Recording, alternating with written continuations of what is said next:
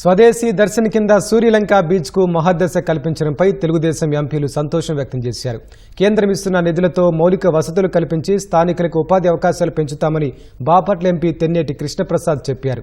కేంద్ర ప్రభుత్వం నుంచి రాష్ట్రానికి రావాల్సిన నిధులు సాధించడంలో తమ వంతు ప్రయత్నాలు చేస్తున్నామని ఎంపీలు దగ్గుమల్ల ప్రసాదరావు, కలిశెట్టి అప్పలనాయుడు తెలిపారు.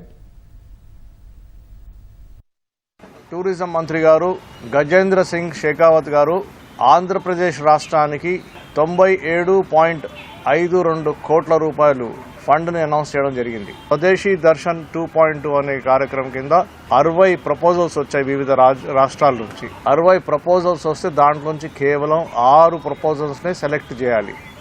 అటువంటి 6లో మన రాష్ట్రానికి చెందిన ఈ tourism project Suryalanka, Bapatla, Chirala tourism ప్రాజెక్ట్ని సెలెక్ట్ చేయడం అనేది చాలా గర్వించదగిన విషయం. ఇది బాపట్ల, చీరాల టూరిజం ఇండస్ట్రీలో ఉన్న బీచ్ని చూడడానికి, సముద్ర అలల్లో ఆడుకోవడానికి పిల్లలతో సహా అన్ని ఫ్యామిలీస్, కుటుంబాలు రాబోతున్నాయని మనకు క్లియర్గా కనిపిస్తూ ఉంది కళ్ళ ముందు.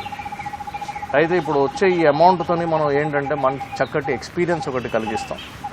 బేసిక్ కామన్ ఇన్ఫ్రాస్ట్రక్చర్ మీద ఈ అమౌంట్ స్పెండ్ చేయడము, 12 బీచ్లు ఉన్నాయి, 12 బీచ్లకి యాక్సెసిబిలిటీ క్లియర్గా రావడం అనేది ఒకటి. ఈ 12 బీచ్ల దగ్గర ఇప్పుడున్న రిసార్ట్స్ కేవలం ఒక 30 రిసార్ట్స్ ఉన్నాయి, 1200 రూమ్స్ ఉన్నాయి. ఇప్పుడు ప్రభుత్వం ఏర్పాటు చేసిన ఈ కామన్ ఇన్ఫ్రాస్ట్రక్చర్తోని ఈ నంబర్ ఆఫ్ రిసార్ట్స్ ఒక 1200 రిసార్ట్స్కి పెరిగి రూమ్స్ కూడా 12,000 రూమ్స్ పెంచాలని మన ఉద్దేశం. నార్మల్ వర్కింగ్ డేస్, ఆ తర్వాత వీకెండ్ డేస్కి కూడా పెద్ద ఎత్తున పర్యాటకులు రావడము, ఎక్స్పీరియన్స్ మంచిగా ఎంజాయ్ చేయడము, దీనివల్ల మన వాళ్ళకి ఇన్వెస్ట్మెంట్ రావడము, ప్లస్ మన యువకులకి ఎంప్లాయ్మెంట్ రావడం అనేది కూడా మనం త్వరగా చూడబోతున్నాం. 6 లక్షల మందికి ఇక్కడ ఎంప్లాయ్మెంట్ రాబోతూ ఉంది.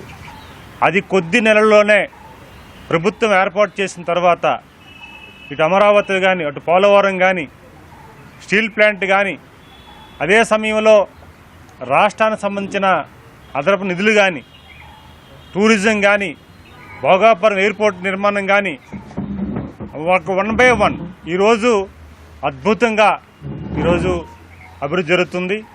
కోస్టల్ అభివృద్ధికి కూడా కేంద్ర ప్రభుత్వం చాలా దృఢ నిశ్చయంతో పనిచేస్తూ ఉంది.